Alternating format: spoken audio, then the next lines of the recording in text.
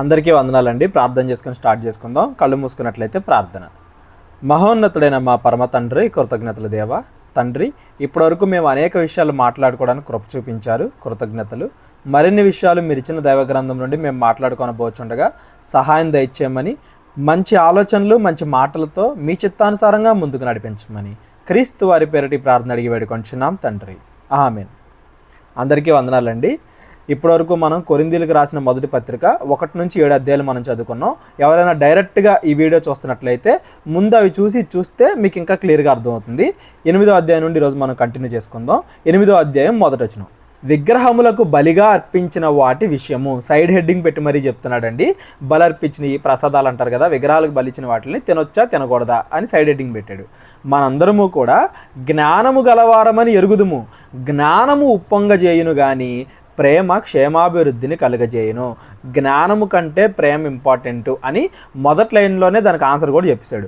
మనకి తెలిసినా తెలియకపోయినా ఎదుటి వాళ్ళ మీద ప్రేమ ఉంటే మనం చేసేది కరెక్ట్, ఎదుటి వాళ్ళ మీద ప్రేమ లేకపోతే మనం చేసేది రాంగ్. ఏంటి, ప్రేమ ఉన్నవాడు ఏం చేస్తాడు? ఈ విగ్రహాలు కనిపించినవి, ప్రసాదాలు, ఇలాంటి పరిస్థితులు ఎదురైనప్పుడు ఎదుటివాడి మీద ప్రేమ ఉన్నవాడు ఏం చేస్తాడు? ఓన్లీ జ్ఞానం ఉన్నవాడు మాత్రం ఏం చేస్తాడు? ఆ రెండు చూద్దాం. ఈ రెండో వచనం. ఒకడు తనకేమైనాను తెలియననుకొని ఉంటే తాను తెలుసుకొనవలసినట్టు ఇంకనూ ఏమైనా తెలుసుకునేవాడు కాదు. నాకే మొత్తం తెలుసు అని నేను అనుకుంటే నాకు ఇంకా ఏదైతే తెలియాలో అది తెలియడానికి నేను ఇంట్రెస్ట్ చూపిను. కాబట్టి ఎప్పుడు కూడా మనకే అన్నీ తెలుసు అనే ఫీల్లో మనం ఉండకూడదు. ఎందుకు ఈ వచనం ఇక్కడ మాట్లాడుతున్నాడంటే, కొంతమంది గట్టిగా చెప్తున్నారు విగ్రహాలు కనిపించినవి తినొచ్చు అని, కొంతమంది గట్టిగా చెప్తున్నారు విగ్రహాలు కనిపించినవి తినకూడదు అని. ఇద్దరూ తప్పే. ఎప్పుడైనా తినొచ్చు అని చెప్పేవాడు తప్పే, ఎప్పుడు తినకూడదు అని చెప్పేవాడు కూడా తప్పే. ఏంటంట రెండింటికి తేడా? నాకే అంతా తెలుసు అని ఎవడు అనుకోకూడదు. అది సందర్భాన్ని బట్టి ఉంటుంది. ఎదుటివాడి మీద మనకుండే ప్రేమను బట్టి మనం ఆ సమయంలో రియాక్ట్ అవ్వాలి. కానీ ఏ సమయంలో అయినా తినకూడదు అనేది తప్పే, ఏ సమయంలో అయినా తినొచ్చు అనేది కూడా తప్పే. ఎలాగా ఏంటి కింద చదివితే మనకు అర్థమైపోద్ది. 3వ వచనం. ఒకడు దేవుణ్ణి ప్రేమించిన ఎడల అతడు దేవునికి ఎరికైన వాడే. దేవుణ్ణి మనం ప్రేమిస్తే ఎలా ఉంటుంది ఏంటి అనేది చెప్తున్నాడు కింద. 4వ వచనం. సైడ్ హెడ్డింగ్ మళ్ళీ పెడుతున్నాడు. కాబట్టి విగ్రహములకు బలిగా అర్పించిన వాటిని తినుట విషయము. అలా తినొచ్చా తినకూడదా అనే దాని గురించి. లోకమందు విగ్రహము ఒట్టిదనియు ఒక్కడే దేవుడు, అతను తప్ప వేరొక దేవుడు లేడు అని మనం ఎరుగుదుము. ఒక్కడే దేవుడు ఉన్నాడని మనకు తెలుసు. మిగిలిన అన్నీ కూడా ఏంటి? విగ్రహాలు. అందులో ఏం ఉండదు, రాళ్ళు, లేకపోతే ఆ చెక్కతో చేసిన విగ్రహాలు, లేకపోతే ఆ సిమెంట్తో చేసిన విగ్రహాలు. అవి జస్ట్ మానవులు చెక్కిన శిల్పాలే కానీ అవి దేవుళ్ళు కాదు. ఒక్కడే దేవుడు ఉన్నాడు, అది మనకు తెలుసు. 5వ వచనం. దేవతలు అనబడిన వారు, ప్రభువులు అనబడిన వారు అనేకులున్నారు. ఆకాశమందైనను భూమి మీదైనను దేవతలు అనబడినవి ఉన్నను మనకు ఒక్కడే దేవుడు ఉన్నాడు. చాలామంది తప్పుగా అనుకుంటున్నారు అవి దేవుళ్ళు ఇది దేవుళ్ళు అని. దేవుళ్ళు అన్న పేరు చాలామందికి పెట్టారు కానీ ఒక్కడే నిజమైన దేవుడు. మిగిలినవి కూడా దేవుళ్ళు కాదు, అవి జస్ట్ ప్రకృతిలో ఒక రూపాలు అంతే. ఒక రాయో, లేకపోతే ఒక చెట్టో, లేకపోతే ఒక విగ్రహమో, ఏదో ఒక రూపం అంతే. కానీ దేవుడు మాత్రం ఒక్కడే ఉన్నాడు. ఆయన తండ్రి అయిన దేవుడు. ఆయన నుండి సమస్తము కలిగెను, ఆయన నిమిత్తము మనమున్నాము, మరియు మనకు ప్రభువు ఒక్కడే, ఆయన యేసుక్రీస్తు. ఆయన ద్వారా సమస్తము కలిగెను, మనము ఆయన ద్వారా కలిగిన వారము. మనకు ఒక్కడే దేవుడు ఉన్నాడు, తండ్రి అయిన దేవుడు. ఆ తండ్రి అయిన దేవుడిని చేరడానికి ఒకే ఒక మార్గం ఉంది, అదే ప్రభు అయిన యేసుక్రీస్తు అనే మార్గం. 7వ వచనం. అయితే అందరి యందు ఈ జ్ఞానము లేదు. కాకపోతే అందరు ఇలా ఆలోచించరు. కొంతమంది ఏమనుకుంటారంటే, మేము యేసు ప్రభు దగ్గర ఉన్నాం, మేము దేవుడి దగ్గరే ఉన్నాం, కానీ మిగతా దేవుళ్ళు కూడా నిజమే, ఆ దేవుళ్ళ కంటే ఈ దేవుడు పవర్ఫుల్ అనుకుంటా ఉంటారు. అంటే అందరిలో ఈ జ్ఞానం లేదు. దేవుడు ఒక్కడే దేవుడు అనే జ్ఞానం అందరిలో లేదు. ఇప్పుడు ఫర్ ఎగ్జాంపుల్కి కొంతమంది వేరే దేవుళ్ళని ఆరాధించే వాళ్ళు ఏమనుకోవచ్చు, మా దేవుడే నిజం, మిగతా దేవుళ్ళు అందరూ కూడా మా దేవుడి కంటే తక్కువ శక్తి గలవారు అనుకోవచ్చు. అలాగే క్రైస్తవులు కూడా కొంతమంది ఏం చేస్తున్నారు, యేసు ప్రభు మా దేవుడే గొప్పవాడు, తండ్రిన దేవుడు మా దేవుడే గొప్పవాడు, మిగిలిన దేవుళ్ళు అందరూ కూడా మా దేవుడితో పోలిస్తే వాళ్ళు లేరు అనరు, వాళ్ళు అబద్ధం అనరు, వాళ్ళు ఉన్నారు, కాకపోతే ఈయనకన్నా తక్కువ శక్తి గల వాళ్ళు అని అనుకుంటారు కొంతమంది. అందుకే కదా ఇప్పుడు ఫర్ ఎగ్జాంపుల్కి ఏదైనా ఒక విగ్రహం ముందు ఒక అరటికాయ పెట్టారు అనుకోండి, అది యాక్చువల్గా ఒక రాయి ముందు అరటిపండు పెట్టినట్టే, లేదా ఒక శిల్పం ముందు ఆ అరటిపండు పెట్టినట్టే. అరటిపండులోకి ఏం వచ్చేది, కానీ ఎప్పుడైతే ఆ దేవుడు కూడా నిజం అని మనం అనుకుంటామో, ఆ దేవుడు కూడా ఉన్నాడు అని మనం అనుకుంటామో, అప్పుడు దానివల్ల అరటిపండులోకి ఏదో వచ్చేసిందని మనం ఫీల్ అవుతాం, దాన్ని మనం తిన్నాం. ఒక్కడే దేవుడు అని నమ్మేవాడు, మిగతా దేవుళ్ళు అందరూ కూడా అబద్ధమే అని నమ్మేవాడు ఆ పదార్థంలో ఏమీ లేదు అని నమ్ముతాడు. ఎప్పుడు మనం ఒక పదార్థం అపవిత్రమైంది అని నమ్ముతాం, ఆ పదార్థం ఏ విగ్రహం ముందైతే పెట్టారో ఆ విగ్రహానికి ఏదో శక్తి ఉంది అన్నప్పుడు మనం భయపడతాం. ఏ శక్తి లేదు, అది కేవలం రాయి అనుకున్నప్పుడు మనం అంత భయపడం. అందుకే చెప్తున్నాడు సైడ్ హెడ్డింగ్ పెట్టి మరి, అందరికీ కూడా ఈ జ్ఞానము లేదు. కొందరు ఇదివరకు విగ్రహములను ఆరాధించిన వారు గనుక తాము భుజించు పదార్థములు విగ్రహములకు బలియబడినవి అని ఎంచి భుజించుదురు. అంటే ఏంటి అంటే ఫస్ట్ నుంచి క్రిస్టియానిటీలో ఉన్నట్టు కాకుండా కొంతమంది మారినోళ్ళు ఉంటారు, మధ్యలో మారినోళ్ళు ఉంటారు. ఆ మధ్యలో మారినోళ్ళకి ఏంటి, అప్పుడు దాకా వాళ్ళు అదే విగ్రహాలను ఆరాధించారు కదా, అవి ఒట్టివి, వాటిలో ఏమి లేదు అనేదానికంటే అవి ఏదో గొప్పగా చూసాము మేము అంతకుముందు, ఇప్పుడు వాటి దగ్గర ఏదైనా పదార్థాలు పెడితే ఆ విగ్రహాల్లో ఉండే ఆ దేవతలు దేవుళ్ళు ఆ పదార్థాలని ఏదో ఆశీర్వదించడమో లేదా పాడు చేయడమో ఏదో చేస్తారు అనే ఆ భ్రమలోనే ఉంటారు. ఇంకా కొంతమంది అప్పుడే మారినోళ్ళు, విగ్రహాలను అప్పుడు దాకా ఆరాధించిన వాళ్ళు కొంతమంది ఉన్నారు. తామేం చేస్తారంట, ఆ పదార్థంలో ఏదో ఉంది, మంచిదైనా చెడుదైనా, అది తింటే మాకేదో అయిపోద్ది అని ఫీల్ అవుతారంట. అలా ఎంచి బుధించడం వల్ల వాళ్ళ మనస్సాక్షి బలహీనమైనదే అపవిత్రమగుచున్నది. ఒకవేళ మనం ఆ దేవుళ్ళు కూడా ఉన్నారు, వేరే దేవుళ్ళకు కూడా శక్తులు ఉన్నాయి అని మనం నమ్ముతుంటే గనక విగ్రహాలకు అర్పించినవి తినకూడదు. ఎందుకంటే మనం నమ్మడాన్ని బట్టి, మన నమ్మికను బట్టి మనం అపవిత్రులు అవుతున్నాం, తినేదాన్ని బట్టి కాదు. ఇప్పుడు ఒక అరటికాయని ఒక విగ్రహం ముందు పెట్టారు, ఆవు విగ్రహం ముందో పాము అనే విగ్రహం ముందో పెట్టారు. ఆ అరటికాయలోకి ఏదో వచ్చేసిద్ది అని మనం భయపడుతున్నాము, ఆ విగ్రహాలు ఆ అరటికాయని ఏదో చేస్తాయి అని మనం భయపడుతున్నాము అంటే ఆ నమ్మకాన్ని బట్టి మనం అపవిత్రం అవుతాం. అంతేగాని ఆ అరటికాయ తినటం వల్ల కాదు. ఇది రైటా అంటే తప్పే. ఎందుకు, ఒట్టివి అయిన విగ్రహాల్లో ఏదో ఉంది అని మనం అనుకోవడం కూడా తప్పే కదా. అందులో ఏం లేదు. దేవుడు చెప్పాడు ఒక్కడే దేవుడు, మిగిలినన్ని కూడా ఆయన సృష్టి అని. ఆయన సృష్టిని పట్టుకొని దేవుడు అని మనం పేరు పెడుతున్నాము అంటే మనం తప్పు చేస్తున్నట్లు లెక్క. ఆ విగ్రహాలకు అర్పించింది తింటున్నాము అంటే ఏదో మనకు వచ్చిద్ది, అది తింటే నాకేదో మేలు జరిగిద్ది, అది తింటే పెళ్ళి అవుద్ది, అది తింటే పిల్లలు పుడతారు, ఆ అరటికాయ తింటే అని ఏదో మనం అనుకుంటున్నాము అంటే మనం ఇంకా బలహీనలు అవుతున్నాం, ఇంకా అపవిత్రం అవుతున్నాం. అసలు వాటికి శక్తులు ఉన్నాయి అనుకోవడం, అవి నిజంగా దేవుళ్ళు అనుకోవడమే తప్పు, మళ్ళీ వాటికి పెట్టింది తినడం ఇంకా పెద్ద తప్పు. కాబట్టి మీలో ఎవరైనా కానీ ఆ విగ్రహాలకి శక్తులు ఉన్నాయి అని నమ్ముతుంటే కనుక మీరు విగ్రహాలకు అర్పించి తినకూడదు. మీ నమ్మకాన్ని బట్టి మీరు అపవిత్రం అవుతున్నారు. ఆ ప్రసాదాన్ని తింటే మీరు ఇంకా అపవిత్రం అవుతారు. భోజనమును బట్టి 8వ వచనం, భోజనమును బట్టి దేవుని ఎదుట మనం మెప్పు పొందము. తినినందున మనకు తక్కువ లేదు, తినకపోయినందున మనకు ఎక్కువ లేదు. ఆహారాన్ని బట్టి మనకేం కలగదు, అపవిత్రత రాదు. నువ్వు తిన్నా ఒకటే, తినపోయినా ఒకటే. కానీ నీ మనసులో ఏముంది అనే దాన్ని బట్టి అపవిత్రత వస్తుంది. అవి దేవుళ్ళు, వాటికి శక్తులు ఉన్నాయి అని నువ్వు నమ్మితే నువ్వు అపవిత్రం అవుతావు. ఏ తిన్నా ఏం కాదులే, అది కూడా దేవుడు చేసిందే కదా, అది జస్ట్ ఏదో ఒక రాయి ముందు పెట్టారు, ఏదో ఒక సిమెంట్ విగ్రహం ముందు పెట్టారు అని మనం నమ్మితే ఏం కాదు. తిన్నా ఏం కాదు, తినపోయినా ఏం కాదు. 9వ వచనం, అయినను మీకు కలిగి ఉన్న ఈ స్వాతంత్రం వలన బలహీనులకు అభ్యంతరము కలగకుండా చూచుకొనుడి.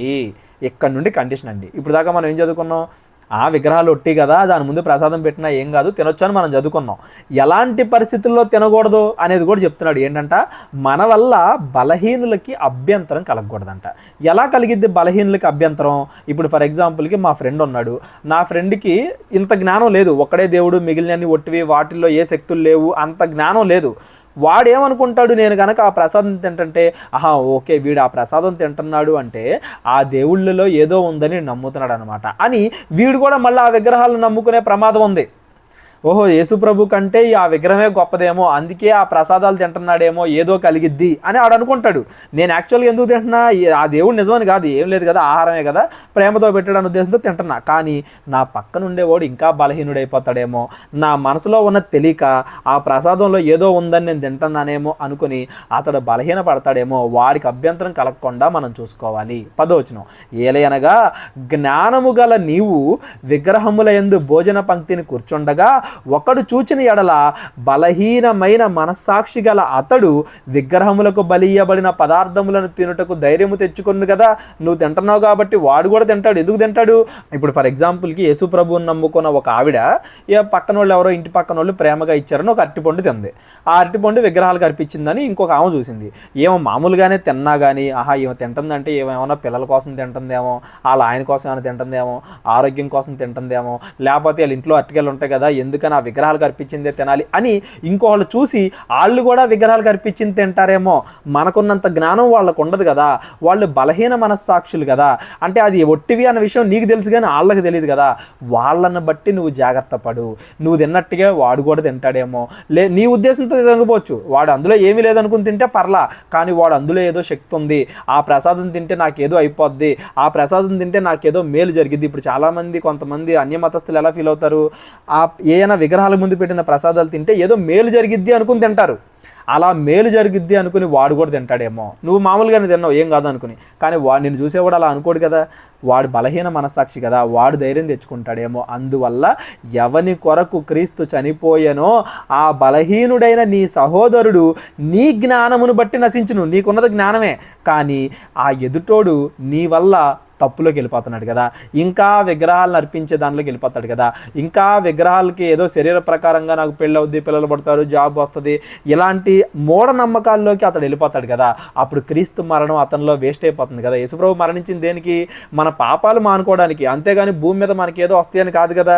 భూమి మీద కోసం యేసుప్రభుని మనం నమ్ముకోం, కానీ విగ్రహాలు నమ్ముకునే వాళ్ళందరూ కూడా భూమి మీద వాళ్ళకి ఏదో వచ్చిద్దని నమ్ముకుంటారు. నీ వల్ల యేసుప్రభు మరణం వాడికి అర్థం కావట్లేదు కదా, కాబట్టి నువ్వు జాగ్రత్తగా 12వ వచనం, ఇలాగూ సహోదరులకు విరోధముగా పాపము చేయుట వలనను వారి బలహీనమైన మనస్సాక్షిని నొప్పించుట వలనను మీరు క్రీస్తుకు విరోధముగా పాపము చేయువారగుచున్నారు. నాకుంద జ్ఞానం, విగ్రహాలు కనిపించింది తిన్నా ఏం కాదు అని, కానీ ఒక బలహీనుడి ముందు నేను తింటున్నాను అంటే అది పాపం అయిపోయింది. ఎందుకు పాపం అయిపోయింది?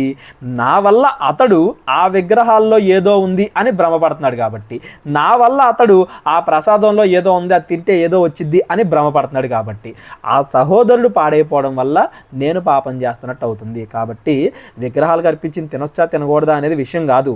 అది తినటం వల్ల వేరే సహోదరుడు పాడైపోతుంటే తినకూడదు. అలా కాదు, ఒక హైందవులే లేకపోతే వేరే మతస్థులే తీసుకొచ్చి నీకు ఇచ్చారు, ప్రేమగా ఇచ్చారు, అమ్మ ఇదేదో దేవుడి ప్రసాదం, ఇది తింటే నాకు ఏదో కలిగిద్దని నేను అనుకోవట్లేదు, కానీ మీరు ప్రేమగా ఇచ్చారు కాబట్టి నేను తింటున్నా అంతే, ఏదో ఆహారంలాగా తింటున్నా అని చెప్పామనుకో, అతడు ఆనందపడతాడు, మనం ఆనందపడతాం. ఎదుటి వాళ్ళ మేలు కోసం మనం తింటే తప్పులేదు, ఎదుటి వాళ్ళు పాడైపోతున్నారు అంటే మనం తినటం వల్ల అది తప్పు. అంటే ఇక్కడ పదార్థంలో ఏమి లేదు, అది మీరు గుర్తుపెట్టుకోవాలి. సహోదరుల మీద మనకి ఎంత ప్రేమ ఉంది అనే దాన్ని బట్టి, ఏం కదా ఆడు పాడైపోయినా పర్లేదు, నాకేం కాదు కదా, ఇప్పుడు ప్రసాదం తినటం వల్ల నా శరీరంలో ఏం రాదు, నాకు అనారోగ్యం రాదు, మేలు కూడా రాదు, నేను తినేస్తా, ఆడేమనుకుంటే నాకేంటి అని నేను అనుకున్నాను అనుకో, అది పాపం. ఆహారం కోసం మనం మన సహోదరుని పోగొట్టుకుంటున్నట్టే కదా. మన సహోదరుడు, మన పక్కనుండేవాడు ఏమనుకుంటున్నాడు అనే దాన్ని బట్టి మనం ప్రవర్తించాలి. ఒక హైందవులో లేకపోతే అన్య మతస్థులో వచ్చి మనకి ప్రసాదాన్ని ఇచ్చారనుకోండి ప్రేమగా, మీ దేవుళ్ళని మేము నమ్మట్లేదు కానీ మీ మీద ప్రేమతో నేను తింటున్నాను అంటే సరిపోద్ది, అక్కడ మనం తినొచ్చు. కానీ ఆ తినటం అనేది ఒక క్రైస్తవుడు చూసి ఈ ప్రసాదంలో ఏదో ఉంది అని అతడు భ్రమపడుతున్నాడు అంటే అప్పుడు అది తప్పైపోద్ది.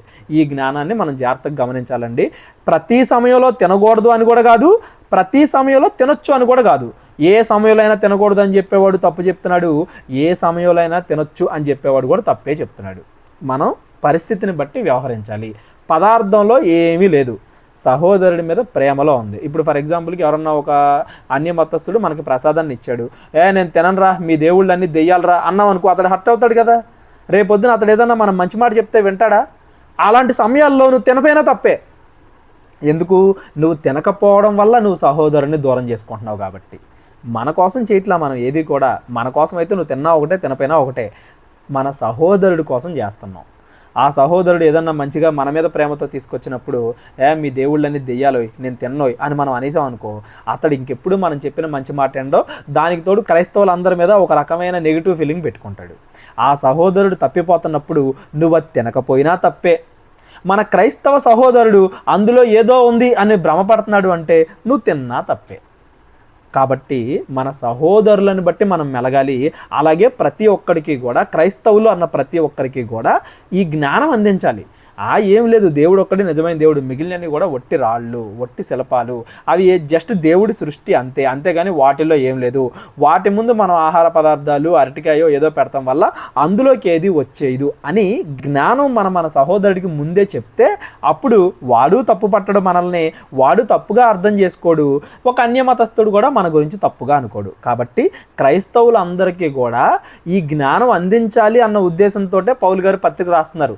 ఎవరైతే బలహీనులు ఉంటారో ఆ బలహీనుల్ని మనం ఈ జ్ఞానం అందించి బలపరచాలి. వాళ్ళు బలహీనులుగా ఉన్నప్పుడు మనం వాళ్ళ ఎదుట మన జ్ఞానాన్ని ప్రదర్శించి ఏం కాదులే అని మనం వాళ్ళ ముందు తినేసాం అనుకో, వాడు ఇంకా బలహీనుడు అవుతాడు. వాడి జ్ఞానాన్ని బట్టి మనం ప్రవర్తించాలి అని చెప్తున్నాడు. 13వ వచనం, కాబట్టి భోజన పదార్థం వలన నా సహోదరునికి అభ్యంతరము కలిగిన ఎడల నా సహోదరునికి అభ్యంతరము కలగజేయకుండుటకై నేను ఎన్నటికి మాంసము తినను. నా సహోదరుడు ఒకవేళ నేను మాంసం తినటం వల్ల అభ్యంతర పడుతుంటే నేను ఎప్పటికీ కూడా మాంసం తినను అంటున్నాడండి పౌలు గారు. రేపొద్దున వాడికే డౌట్ వస్తుంది కదా, ఇదేంటి మనోడు ఏమంటారు విగ్రహాలకు అర్పించినవి మాత్రమే తిన్నాం అనుకుంటున్నాడు, ఏదీ తిండనమాట, ఎందుకంటే నా వల్ల ఒకవేళ తినొచ్చు కదా, ఇదేం విగ్రహాలకు అర్పించింది కాదు కదా అన్నాడు అనుకో, ఇది అది ఒకటే కదా, దాని ముందు పెట్టిన దానివల్ల దానిలోకి ఏం వచ్చేట్లేదు, దీనిలో ఏం పోవట్లేదు కదా అని ఆ తర్వాత అయినా ఆలోచిస్తాడేమో అన్న ఉద్దేశంతో నేను ఎప్పుడు కూడా ఇంకా మాంసం తిన్నాను, ఒకవేళ నా సహోదరుడికి అది అభ్యంతరకరంగా ఉంటే అని పౌలు గారు చెప్తున్నారు. 9వ అధ్యాయం 1వ వచనం, నేను స్వతంత్రుడను కానా, నేను అపోస్తలుడను కానా, మన ప్రభు అయిన యేసును నేను చూడలేదా, ప్రభువునందు నా పనికి ఫలము మీరు కాదా. ఇప్పుడు దాకా నేను చెప్పేవి దేవుడు నాకు అనుగ్రహించిన జ్ఞానాన్ని బట్టే కదా చెప్తున్నాను. యేసు ప్రభు నాకు కనబడలేదా, నేను అపోస్తలుడను కానా, ఇతరులకు నేను అపోస్తలుడి కాకపోయినను మీ మట్టుకు నేను అపోస్తలుడై ఉన్నాను. ప్రభువునందు నా అపోస్తలత్వమునకు ముద్రగా ఉన్నవారు మీరే కారా, మీరే కదా సాక్ష్యం. నేను మీ దగ్గరికి వచ్చి ఎన్నో అద్భుత కార్యాలు చేశాను, మీ దగ్గరికి వచ్చి ఎంతో సువార్త ప్రకటించాను, నేను చెబుతున్న మాటలు దేవుడే నాకు అనుగ్రహించాడు అంటానికి మీరే కదా సాక్ష్యం. నన్ను విమర్శించు వారికి నేను చెప్పు సమాధానం ఇదే. ఇప్పుడు నేను చెప్పిన మాటలను ఎవరినో తప్పుగా అర్థం చేసుకునే ప్రమాదం ఉంది. అలాంటి వాళ్ళకి నేను ఏం చెప్తున్నానంటే అని పౌలు గారు చెప్తున్నారు. ఏం చెప్తున్నారంట, 4వ వచనం, తినుటకు తాగుటకు మాకు అధికారము లేదా, తక్కిన అపోస్తుల వలెను ప్రభు యొక్క సహోదరుల వలెను కేఫా వలెను విశ్వాసురాలైన భార్యను వెంటబెట్టుకొని తిరుగుటకు మాకు అధికారం లేదా, మరియు పని చేయకుండుటకు నేనును బర్నబాయు మాత్రమే అన్ని విషయాలు చెప్తున్నాడండి. ప్రతి దాంట్లో స్వతంత్రం ఉంది, కానీ ఎక్కడ మనం చెయ్యాలి ఎక్కడ మనం చేయకూడదు అనేది మనం గ్రహించాలి. ఇప్పుడు ఫర్ ఎగ్జాంపుల్కి పేతురు ఉన్నాడు, భార్యను వెంటబెట్టుకొని సువార్త ప్రకటిస్తున్నాడు, అది తప్ప కాదు. కొంతమంది భార్యలు లేకుండా పౌలు గారు లాంటి వాళ్ళు సువార్త ప్రకటిస్తున్నారు, ఇది తప్ప కాదు. వాళ్ళకున్న పరిస్థితులను బట్టి వాళ్ళు వ్యవహరిస్తున్నారు. అలాగే ఇంకొక ఎగ్జాంపుల్ కూడా చెప్తున్నాడు, ఏంటి, పని చేయకుండుటకు. పని చేయకుండుట అంటే ఏంటి, ఇప్పుడు పౌలు గారు కానీ బర్నబా కానీ వీళ్ళు ఏం చేస్తున్నారు, ఖాళీ సమయాల్లో డేరాలు కొట్టుకోవడమో ఏదోటి ఉద్యోగం చేసుకుంటున్నారు, ఆ ఉద్యోగం నుండి వచ్చే డబ్బుతో మళ్ళీ సువార్త ప్రకటిస్తున్నారు. అలా కాకుండా సంఘంలో ఉండి ఆ సంఘం ఇచ్చే కానుకలు తీసుకుని పని చేయకుండా కేవలం ఉద్యోగం చేయకుండా కేవలం సువార్తే ప్రకటిస్తూ ఉన్నారనుకో, అది తప్ప కాదు కదా. అలా కూడా ఉండొచ్చు కదా. పని చేయకుండుటకు నాకును బర్నబాకు మాత్రమే అధికారం లేని వారమా, మేము కూడా అలా మీ దగ్గర కానుకలు తీసుకొని కేవలం వాటితోనే మేము ఉండొచ్చు కదా. 7వ వచనం, ఎవడైనను తన సొంత ఖర్చు పెట్టుకొని దండులో కొలువు చేయునా, ద్రాక్ష తోట వేసి దాని ఫలము తినని వాడెవడు, మందను కాచి మందపాలు త్రాగని వాడెవడు. ఈ మాటలు లోకాచారమును బట్టి చెప్పుచున్నానా, ధర్మశాస్త్రము కూడా వీటిని చెప్పుచున్నది కదా. నేనేమన్నా మీకు ఈ మాటల లోకాన్ని బట్టి చెప్తున్నానా, ధర్మశాస్త్రం కూడా చెప్తుంది కదా. యాజకుల్ని మీరే పోషించాలి, లేవీల్ని మిగతా అన్ని గోత్రం వాళ్ళు పోషించాలి, ఎందుకంటే వాళ్ళు నిరంతరం దేవుని సేవలోనే ఉంటారు కాబట్టి అని ధర్మశాస్త్రం కూడా చెప్తుంది కదా. అలాగే ఇవాళ సువార్త ప్రకటిస్తున్న మేము ఎవరైతే మా విశ్వాసులు ఉంటారో వాళ్ళు ఇచ్చిన కానుకలను తీసుకుని బతకొచ్చు, వేరే ఉద్యోగం ఏం చేయకుండా నిరంతరము దేవుని సేవలోనే ఉండొచ్చు అని బైబిల్ కూడా చెప్తుంది కదా. మేము అలా చేయడానికి మాకు అధికారం ఉంది. కానీ ఒకవేళ మా తర్వాత వచ్చే శిష్యులు మమ్మల్ని వెంబడిస్తారేమో, డబ్బు కోసం సేవ చేస్తారేమో, కాబట్టి మేము ఉద్యోగం చేసి సంపాదించుకుని ఆ డబ్బుతో సువార్త ప్రకటిస్తున్నాము అని చెప్తున్నాడండి. ఇక్కడ ఏది కూడా తప్పని లేదు, ఏది కూడా రైట్ అని లేదు. ముందు ఎగ్జాంపుల్ ఏం చెప్పాడు, తినటం వల్ల నష్టం లేదు, తినపోయినందువల్ల నష్టం లేదు అది చెప్పాడు. కానీ ఎప్పుడు తినాలి ఎప్పుడు తినకూడదు అనేది కూడా చెప్పాడు. సేమ్ అలాగే కానుకలు తీసుకోవడం వల్ల నష్టం లేదు, తీసుకోకుండా ఉద్యోగం చేసి సేవ చేయడంలో కూడా నష్టం లేదు. రెండిట్లో ఒకటే కరెక్ట్, ఇంకోటి తప్పు అని మనం అనకూడదు. ఇప్పుడు ఫర్ ఎగ్జాంపుల్ ఎవరైనా ఉద్యోగం చేస్తూ దేవుడి సేవ చేస్తున్నారు, అది తప్పని మనం అనకూడదు. ఎందుకు? మంచిది, ఇంకా మంచిది. కానుకలు తీసుకోకుండా సువార్త చేస్తున్నాడు. ఎవడన్నా కానుకలు తీసుకుంటూ పూర్తిగా దేవుని సేవలోనే ఉన్నాడు, అది తప్పని మనం అనకూడదు. అది కూడా రైటే, ఎందుకంటే దేవుడు వాళ్ళకి అధికారం ఇచ్చాడు. వాళ్ళు నిరంతరము దేవుని సేవలోనే ఉంటారు కాబట్టి వాళ్ళని పోషించే బాధ్యత విశ్వాసులు తీసుకోవాలి అనేది. రెండిట్లో ఏది తప్పు కాదు. కానీ అక్కడుండే సేవకుడు జనాలు నన్ను ఎలా అర్థం చేసుకుంటారు, నా తర్వాత వచ్చే బోధకులు నన్ను ఎలా అర్థం చేసుకుంటారు అని అక్కడున్న సంఘాన్ని బట్టి బోధకుడు రియాక్ట్ అవ్వాలి, ప్రేమతో రియాక్ట్ అవ్వాలి. జ్ఞానము కంటే ప్రేమ గొప్పది అని ముందే ఆయన అందుకే చెప్పాడు స్టార్టింగ్లోనే. నెక్స్ట్ 10వ వచనం, కేవలము మన కొరకు దీన్ని చెప్పుచున్నాడా? అవును, మన కొరకే కదా ఈ మాట రాయబడెను, సేవకుల కోసమే కదా ఈ మాట రాశాడు. కానుకలు తీసుకుని సేవకులు బతకాలి అని. ఏలయనగా దున్నువాడు ఆశతో దున్నవలెను, కళ్ళము తొక్కించువాడు పంటలో పాలు పొందునను ఆశతో తొక్కింపవలెను. మీ కొరకు ఆత్మ సంబంధమైనవి మేము విత్తి ఉండగా మీ వలన శరీర సంబంధమైన ఫలములు కోసుకొనుట గొప్ప కార్యమా? మీకు ఆత్మ సంబంధమైన విషయాలు, పరలోకానికి ఎలా వెళ్ళాలనేవి చెప్తున్నాం. అలా చెప్పేటప్పుడు మీరు మాకు ఆహారం ఇస్తే, కానుకిస్తే దాన్ని మీరు ఎందుకు గొప్పగా అంటే ఇక్కడ సంఘంలో ఏమవుతుందంటే పరిస్థితి, మనం ముందు 4 అధ్యాయాల్లో కూడా చూసాం. కొంతమంది సేవకులు డబ్బు కోసమో, మేమే గొప్ప అనే ఉద్దేశం కోసమో, మా దగ్గర ఎక్కువ కానుకలు వస్తున్నాయి అని చూపించుకోవడంతోనో, అలాగా మేమంటే మేము గొప్ప, మేమంటే మేము గొప్ప అని గొడవ పడుతున్నారు. ఒకడు కానుకలు తీసుకున్నా తప్పులేదు, ఒకడు తీసుకోకపోయినా తప్పులేదు. కానుకలను బట్టి ఏ సేవ గొప్పది అని మనం చెప్పకూడదు. ఎవరు ఎంత విశ్వాసం కలిగి ఉన్నారు, విశ్వాసుల్లో ఎవరు బాగున్నారు, ఎవరు ఎంతమంది పరలోకానికి వెళ్తున్నారు, దీన్ని బట్టి మనం చెప్పాలి ఏ సేవ గొప్పది, ఏ సేవకుడు గొప్పడు అని. అది మనకు తెలిసిద్దా? దేవుడికే తెలిసిద్ది. మనం ముందు అధ్యాయాలు ఆల్రెడీ చదువుకున్న అగ్ని వచ్చి దాన్ని చెక్ చేసిద్ది. శ్రమలు వస్తాయి, శ్రమలు వచ్చినప్పుడు ఎవరు నిలవబడుతున్నారు, ఎవరు పడిపోతున్నారు అనే దాన్ని బట్టి వాడి పని తెలిసిద్ది. ఆత్మ సంబంధమైనవి బోధకులు వాళ్ళ యొక్క విశ్వాసులకి చెబుతుంటే, శరీర సంబంధమైన కానుకలు వాళ్ళకి తీసుకోవడానికి హక్కు లేదా? వాళ్ళు పూర్తిగా హక్కుదారులు. 12వ వచనం, ఇతరులకు మీ పైన ఈ అధికారములో పాలు కలిగిన ఎడల మాకు మరి ఎక్కువగా కలదు కదా. ఇతరులు అంటే ఎవరో?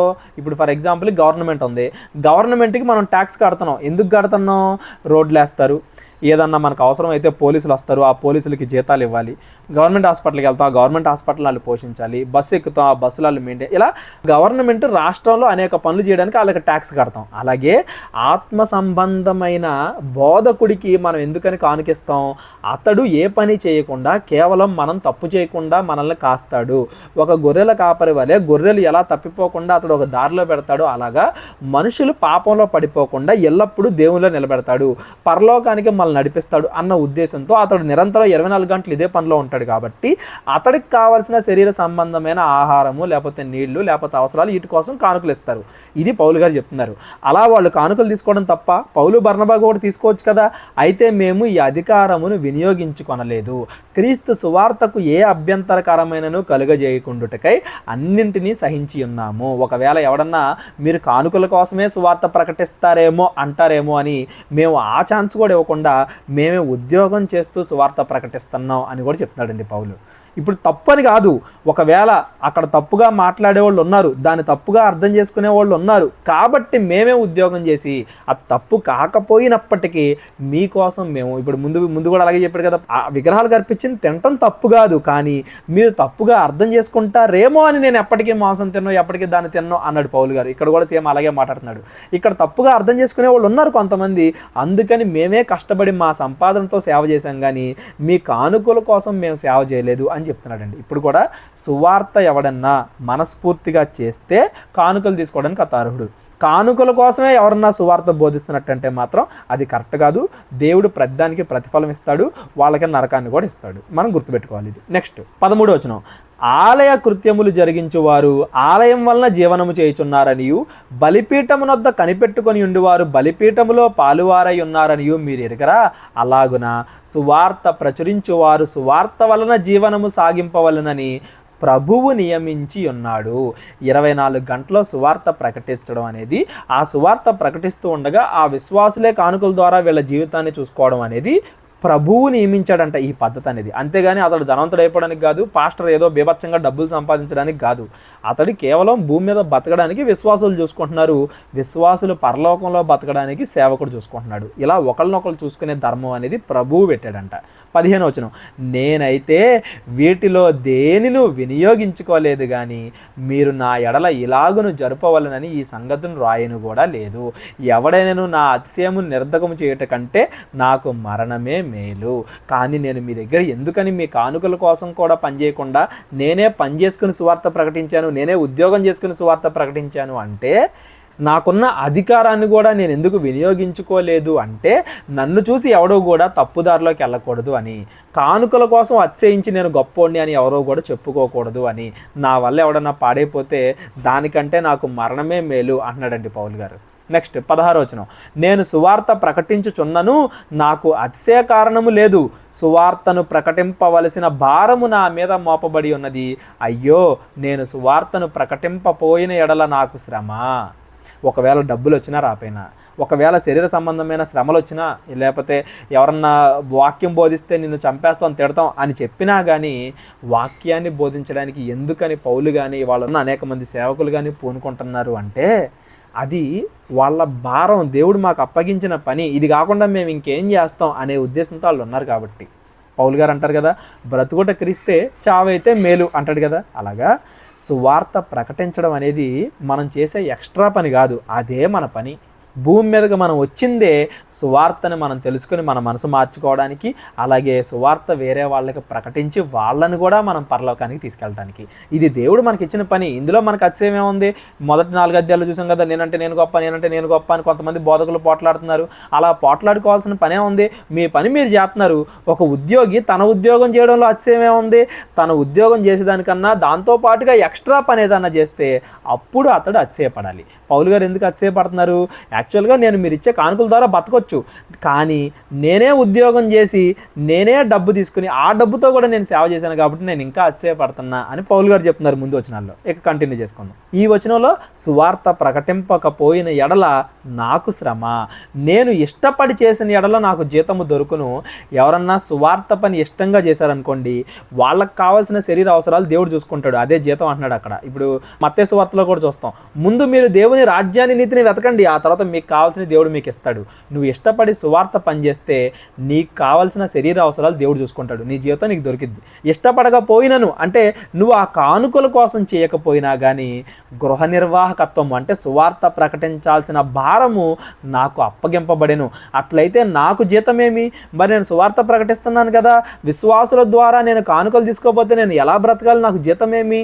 నేను సువార్త ప్రకటించుచున్నప్పుడు సువార్త యందు నాకున్న అధికారమును పూర్ణముగా వినియోగించుకోకుండా సువార్తను ఉచితముగా ప్రకటించుటయే నా జీతము. నేను ఉచితంగా ప్రకటించాలనుకుంటున్నాను. ఎందుకు నేను కానుకలు తీసుకోకుండా ఉచితంగా ప్రకటించాలి అని అనుకుంటున్నాను? 19వ వచనంలో చెప్తున్నాడు, నేను అందరి విషయము స్వతంత్రుడనై ఉన్నను, ఎక్కువ మందిని సంపాదించుకొనుటకై అందరికీ నన్ను నేనే దాసునిగా చేసుకొంటిని. ఎందుకంట ఆయన ఎక్కువ మందిని సంపాదించుకోవడానికి. కొంతమంది అన్న డబ్బు కోసం చేస్తున్నాడు ఈయన అని అంటారేమో, ఆ ఉద్దేశం కూడా రానియకుండా, ఆ మనసు కూడా రానియకుండా ఎక్కువ మందిని నేను సంపాదించుకోవాలి కాబట్టి నేను పని చేస్తూ నేను సేవ చేస్తున్నాను అంటున్నాడండి పౌలు గారు. ఇవాళ ఎవరైనా కానీ సేవకుడు కేవలము వాళ్ళ విశ్వాసులు ఇచ్చే కానుకల ద్వారానే బ్రతుకుతున్నారనుకోండి, మంచిది, అలా చేయొచ్చు. కానీ వాళ్ళు ఉద్యోగం చేస్తూ సేవ చేస్తున్నారనుకోండి, ఇంకా మంచిది. నెక్స్ట్ 20వ వచనం, యూదులను సంపాదించుకొనుటకు యూదులకు యూదుని వలె ఉంటిని, ధర్మశాస్త్రమునకు లోబడిన వారిని సంపాదించుకొనుటకు నేను ధర్మశాస్త్రమునకు లోబడిన వాడిని కాకపోయినను ధర్మశాస్త్రమునకు లోబడిన వాని వలె ఉంటిని. దేవుని విషయమై ధర్మశాస్త్రము లేనివాడను కానీ క్రీస్తు విషయమై ధర్మశాస్త్రమునకు లోబడిన వాడిని, అయినను ధర్మశాస్త్రము లేని వారిని సంపాదించుకొనుటకు ధర్మశాస్త్రము లేని వారికి ధర్మశాస్త్రము లేని వాని వలె ఉంటిని. ఓ 2 చెప్తున్నాడు ఇక్కడ. యూదులు కావాలన్నప్పుడు ధర్మశాస్త్రానికి లోబడి బతికాడంట, అన్యులకి సువార్త ప్రకటించేటప్పుడు ధర్మశాస్త్రం లేనివాడిలాగా బ్రతికాడంట. ఇప్పుడు ఎగ్జాంపుల్కి తిమోతి దగ్గర కూడా మనం చూస్తాం, సున్నతి చేస్తాడు. అక్కడ సున్నతి చేయించాల్సిన అవసరం లేదు కొత్త నిబంధన ప్రకారంగా, కానీ యూదులకి ఆయన సువార్త ప్రకటించేటప్పుడు నువ్వు అన్యుడు కదా, నువ్వు చెప్తే మేము ఎందుకు వినాలి అని అంటారేమో అని దేవుడు ఎలాగో పైరూపాన్ని చూడ్డు కదా. నువ్వు సున్నతి చేయించుకున్నా ఒకటే, చేయించుకోకపోయినా ఒకటే, గుండు చేయించుకున్నా ఒకటే, చేయించుకోకపోయినా ఒకటే. ఇవాళ కూడా కొంతమంది రూల్స్ పెడతారు, బొట్టు పెట్టుకోకూడదు, లేకపోతే అలా ఉండకూడదు, ఇలా ఉండకూడదు, గాజులు వేసుకోకూడదు, ఇలాంటి చాలా రూల్స్ పెడతారు. నువ్వు వేసుకున్నా ఒకటే, వేసుకోకపోయినా ఒకటే, బొట్టు పెట్టుకున్నా ఒకటే, పెట్టుకోకపోయినా ఒకటే. వాళ్ళకి వాక్యం ప్రకటించడానికి వారి వలే ఉండడంలో ఏ తప్పు లేదు. ఎందుకంటే దేవుడు పైరూపాన్ని చూడడు, మన హృదయాన్ని చూస్తాడు. ఏ ఉద్దేశంతో మనం ఆ పని చేస్తున్నాం అనే దాన్ని బట్టి చూస్తాడు. మొదటి వచనంలో చెప్పాడు కదా, జ్ఞానం ముఖ్యం కాదు, ప్రేమ ముఖ్యం. అలా పౌలు గారు వాళ్ళని సంపాదించుకోవడానికి వాళ్ళకలాగే ఉన్నాడంట. అదేం తప్పు కాదు అని చెప్తున్నాడు. కానీ ఏ తప్పు? బైబిల్లో ఉన్న ఆజ్ఞలకు వ్యతిరేకంగా చేయడం తప్పు. నేను వ్యభిచారం సంపాదించుకోవడానికి వ్యభిచారం చేశాను, ఒక దొంగను మార్చడానికి నేను కూడా అతనితో పాటు దొంగతనానికి వెళ్ళాను, ఇవి తప్పు. బైబిల్లో ఉన్న ముఖ్యమైన ఆజ్ఞలు అంటే బైబిల్ యొక్క సారాంశం ప్రేమ. దొంగతనం చేయకూడదు, వ్యభిచారం చేయకూడదు, జారత్వం చేయకూడదు, నరహత్య చేయకూడదు, పెద్దవాళ్ళను గౌరవించాలి, బూతులు తిట్టకూడదు, పరుడిది ఆశించకూడదు, కావాలంటే మందే ఇచ్చేయాలి, విగ్రహారాధన చేయకూడదు. ఇలా ముఖ్యమైన ఆజ్ఞలు కొన్ని ఉన్నాయి. వాటిని మనం మీరకూడదు. అవి కాకుండా శరీర సంబంధమైనవి ఏముంటాయో, దేవుడి పైరూపాన్ని చూడడు కదా, లెక్క చేయడు కదా, అవి ఏవైనా పర్లేదు. వాటి కోసం మనం దేవుణ్ణి వాళ్ళకి దూరం చేయకూడదు, మనం కూడా దూరం చేసుకోకూడదు. అది పౌలు గారి యొక్క ముఖ్యమైన ఉద్దేశం. దీని భావం మనకు అర్థం అవ్వాలి. ఎవరికైనా ఇందులో ఏమైనా డౌట్లు ఉన్నట్లయితే డిస్క్రిప్షన్లో నా నెంబర్ ఉంటుంది, ఫోన్ చేసి ఇంకా క్లారిటీగా తెలుసుకోండి. అంతేగాని కన్ఫ్యూజ్ అవ్వమాకండి. 22వ వచనం, బలహీనులను సంపాదించుకున్నట్టుకు బలహీనుల వలె బలహీనుడనైతిని, ఏ విధము చేతనైనా కానీ కొందరిని రక్షింపవలెనని అందరికీ అన్ని విధముల వాడనై ఉన్నాను. అందరితోనూ ఎందుకు స్నేహంగా ఉన్నాను అంటే అందరినీ కూడా యేసుక్రీస్తు దగ్గరికి తీసుకురావడానికి. ఇవాళ కొంతమంది బొట్లు పెట్టుకోకూడదు, గాజులు వేసుకోకూడదు, తాళి కట్టకూడదు, లేకపోతే ఆ ఆచారాలు ఈ ఆచారాలని మనుషుల్ని దూరం చేసుకుంటున్నారు. ప్రసాదాలు తినకూడదు, అది ఇది అని. మనుషుల్ని మనం దూరం చేసుకోకూడదు. మనుషుల్ని దగ్గర చేసుకోవడానికి ఏదైనా చేయాలి. మానవత్వంతో మనం ఆలోచించాలి. అదే కదా బైబిల్ సారాంశం. బైబిల్ సారాంశాన్ని మనం పట్టుకెళ్ళి మనుషుల ఆచారంగా మార్చేస్తున్నాం. దేవుడు చెప్పని వాటిని దేవుడు చెప్పినట్టుగా మనం జనాలకు రుద్దుతున్నాం. ఈ విషయాన్ని బోధకులు గుర్తుపెట్టుకోవాలి, సంఘం కూడా గుర్తుపెట్టుకోవాలి. నెక్స్ట్ 23వ వచనం, మరియు నేను సువార్తలో వారితో పాలివాడునగుటకై దాని కొరకే సమస్తము చేయుచున్నాను. సువార్త కోసమే సమస్తం చేస్తున్నాడంట పౌలు గారు. 24వ వచనం, పందెపు రంగమందు పరిగెత్తు వారందరూ పరిగెత్తుదురు కానీ ఒక్కడే బహుమానం పొందునని మీకు తెలియను కదా, అటువలే మీరు బహుమానం పొందినట్లుగా పరిగెత్తుడి. బహుమానం అంటే పరలోకం. పరలోకానికి వెళ్ళాలని చాలామంది అనుకుంటారు, కానీ ఎవరు వెళ్తారు పరలోకం? ఎవరైతే తన సహోదరుడి మీద ప్రేమ కలిగి ఉంటాడో వాడు పరలోకం వెళ్తాడు. సహోదరుని ద్వేషించేవాడు పరలోకం వెళ్ళడో. ఆడి క్రైస్తవుడైనా అన్యుడైనా, నువ్వు హిందువుని ద్వేషిస్తున్నావు, ముస్లింని ద్వేషిస్తున్నావు, నువ్వు పరలోకం వెళ్ళవు. ప్రతి ఒక్కరిని ప్రేమించాలి. వాళ్ళు చేసే తప్పులుంటే ఆ తప్పులు వాళ్ళకి తెలియజేయాలి. మనం తప్పులు చేయకూడదు. ఎవరైనా తప్పులు చేసేవాళ్ళు ఉంటే వాళ్ళకి సువార్త ప్రకటించి వాళ్ళ చేత మాన్పించాలి. ఇలా బైబిల్లో ఉన్న ఆజ్ఞల ప్రకారంగా పరిగెత్తేవాడు పరలోకానికి వెళ్తాడు. అది మన గమ్యం. 25వ వచనం, మరియు పందెమందు పోరాడు ప్రతివాడు అన్ని విషయములందు మితముగా ఉండవలెను. వారు క్షయమైన కిరీటము పొందుటకును మనమైతే అక్షయమైన కిరీటం పొందుటకును మితముగా ఉన్నాము. అంటే లోకాన్ని దేవుణ్ణి కంపేర్ చేస్తున్నాడు. లోకంలో చాలామంది హార్డ్ వర్క్ చేస్తారు, చాలా తగ్గి ఉంటారు, నెమ్మదిగా ఉంటారు. అవన్నీ కూడా లోకములో ఏవో సంపాదించాలి. ఉద్యోగం అవ్వచ్చు, గేమ్స్లో పోటీలో గెలవడం అవ్వచ్చు, ఏదైనా అవ్వచ్చు. మనం దేనికోసం తగ్గి ఉంటున్నాం? పరలోకం కోసం. ఎదుటి వాళ్ళతో కలవడమైనా, ఎదుటి వాళ్ళతో పోటీ అయినా, ఎదుటి వాళ్ళకి స్వార్థ ప్రకటించడం అయినా, ప్రతి విషయం కూడా మనం పరలోకం కోసం చేయాలి. వాళ్ళు క్షయమైన వాటి కోసం చేస్తున్నారు, మనం అక్షయమైన వాటి కోసం చేస్తున్నాం. వాళ్ళు అశాశ్వతమైన వాటి కోసం చేస్తున్నారు, మనం శాశ్వతమైన దానికోసం చేస్తున్నాం. 26వ వచనం, కాబట్టి నేను గురి చూడని వాని వలే పరిగెత్తువాడను గాను. మనకు గురుంది, పరలోకం అనే గురుంది. ఏదో ఎట్లా పడితే అట్లా పరిగెత్తట్లా. మనం భూమి మీద వాటి కోసం, కానుకల కోసం, వాటి కోసం, వీటి కోసం పనిచేయట్లా. ఏదో మనసులో పెట్టుకుని దాని వెనకాల భావాలు తెలుసుకోకుండా ఏదో మనుషులు కల్పించిన ఆచారాలు వెంట మనం పరిగెత్తట్లా. మూఢనమ్మకాల వెంట పరిగెట్టట్లా. ఒకవేళ ఎవరైనా క్రైస్తవులు అలా పరిగెడుతున్న వాళ్ళు ఉంటే వాళ్ళు ఇంకా బైబిల్ని పూర్తిగా తెలుసుకోలేదని దాని అర్థం. అలాగే వాళ్ళు ఉంటే నరకానికి వెళ్ళిపోతారని దాని అర్థం. నేను గురి లేని వాడి వలె పరిగెత్తువాడను గాను, గాలికి కొట్టినట్టు నేను పోరాడటం లేదు. ఒకవేళ ఇతరులకు ప్రకటించిన తరువాత నేనే భ్రష్టుడనైపోదునేమో అని నా శరీరమును నలగొట్టి దాన్ని లోబరుచుకొనుచున్నాను. ఎదుటి వాళ్ళకు ప్రకటించే నేనే తప్పిపోతానేమోనని నేను ఎప్పుడూ జాగ్రత్త వహిస్తున్నాను అని పౌలు గారు చెప్తున్నారండి. ఇవాళ బోధకులందరూ కూడా అదే జాగ్రత్త వహించాలి. నేను కూడా అదే జాగ్రత్త వహించాలి. ఎదుటి వాళ్ళకి ప్రకటిస్తున్నాను కదా, నేను ఒకవేళ హిందువుని ద్వేషిస్తున్నానేమో, నేను నా పక్కనుండే వాడిని ద్వేషిస్తున్నానేమో, విగ్రహాలకి తినొచ్చు అని నేను మైండ్లో పెట్టుకుని నా సహోదరుడు పాడైపోయినా నేను తినేస్తున్నానేమో, విగ్రహాలకు అర్పించింది తినకూడదు అని నేను మనసులో పెట్టుకొని నా సహోదరుని పాడు చేస్తున్నానేమో దానివల్ల అయినా కానీ, లేదా ఆ విగ్రహంలో ఏదో ఉందే, అది చెడ్డది, అది దెయ్యం అనుకుని నన్ను నేను మోసపుచ్చుకుని దానివల్ల నేను అజ్ఞానంలోకి వెళ్ళిపోతున్నానేమో. ఇలా ఎన్ని విషయాల్లోనైనా కానీ బోధించే బోధకులు జాగ్రత్తగా ఉండాలి. ప్రకటించిన తర్వాత వాళ్ళే తప్పిపోతారేమో అని. దేవుడు కల్పించిన వాటిల్ని దేవుడు ఆజ్ఞలుగానే బోధించాలి కానీ మనుషులుగా మనమే దేవుడు చెప్పని అయ్యయ్యో జనాల మీద రుద్దేయకూడదు. అలా రుద్దితే దేవుడి దగ్గరికి వచ్చేవాళ్ళు కూడా దూరం అయిపోతారు. అలా మనం దూరం చేస్తున్నామంటే వాళ్ళని మనం పాపం చేస్తున్నట్లు అని కూడా ముందు వచనాల్లో మనకి చెప్పాడు. నెక్స్ట్ 10వ అధ్యాయం చూసి క్లోజ్ చేసుకుందాం. 10వ అధ్యాయం మొదటి వచనం, సహోదరులారా ఈ సంగతి మీకు తెలియకుండుట నాకు ఇష్టం లేదు. అదేంటంటే మన పితరులందరూ మేఘము కింద నుండిరి, వారందరూ సముద్రములో నడిచిపోయిరి, అందరూ మోషేను బట్టి మేఘములోను సముద్రములోను బాప్తిసం పొందిరి. పాతకాలంలో ఎలా ఉండేది? ఆత్మ సంబంధంగా ఉండేది బాప్తిసం. అందుకే ఆ మేఘంతో దాంతో కంపేర్ చేస్తున్నాడు ఆయన. అందరూ ఆత్మ సంబంధమైన ఒకే ఆహారమును భుజించేది మన్నా, అందరూ ఆత్మ సంబంధమైన ఒకే పానీయమును పానము చేసిరి, తమ్మును వెంబడించిన ఆత్మ సంబంధమైన బండలోని త్రాగిరి, ఆ బండ క్రీస్తే.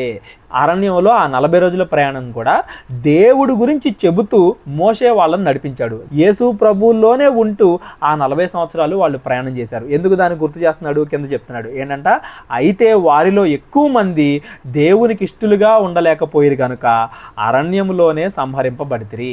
వాళ్ళు ఉన్నారు అరణ్యంలోనే దేవుడితో పాటుగానే, కానీ దేవుడి ఆజ్ఞల ప్రకారంగా వాళ్ళు నడుచుకోలేదు.